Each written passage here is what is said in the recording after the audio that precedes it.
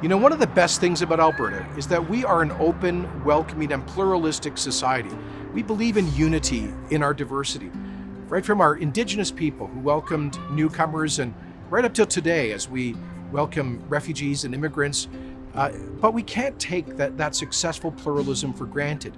Unfortunately, sometimes we do see expressions of hatred and hate-motivated crimes directed at people from religious, ethnic, and racial minority backgrounds.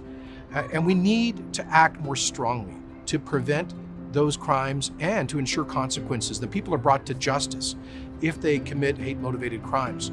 Now, Alberta's government has been leading. For example, we are the first province to end abusive practices sometimes used to target minorities by law enforcement, including carding and street checks. We also have created for the first time ever, a hate crimes coordination unit in the Department of Justice and Solicitor General, and community liaisons to work with that unit.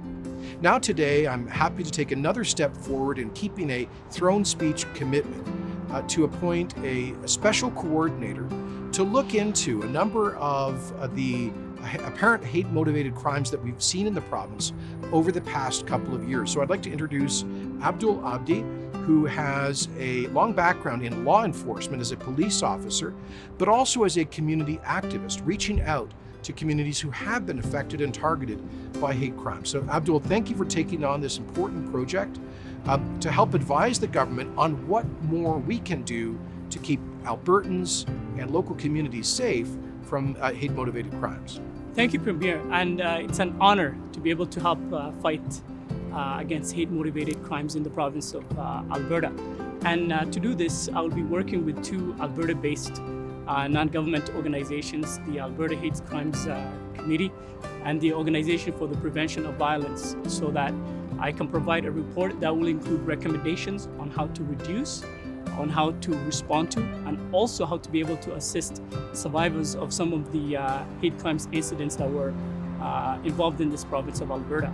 And to that effect, we will also be using all government resources, such as the Alberta Hate Crimes Coordination Unit and the community liaison teams, to be able to bring in their expertise in order to have an all hands on deck to deal with this issue.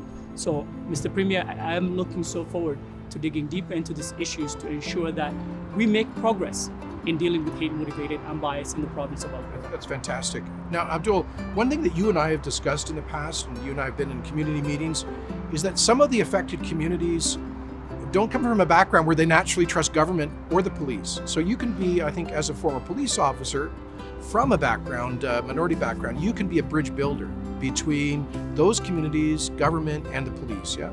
That's correct, Premier. In fact, it's not about the police part of it. It's also the community engagement, the community outreach, and the community trust. So when community members see a member of their community who's also involved in government in dealing with such a very, very important issue, they feel comfortable coming forward. So that's why I feel so honored to be that liaison between government and communities in order to do this very important task that you've given me, Mr. Premier. I really appreciate it. So we wish you best of luck in this important work over the months to come.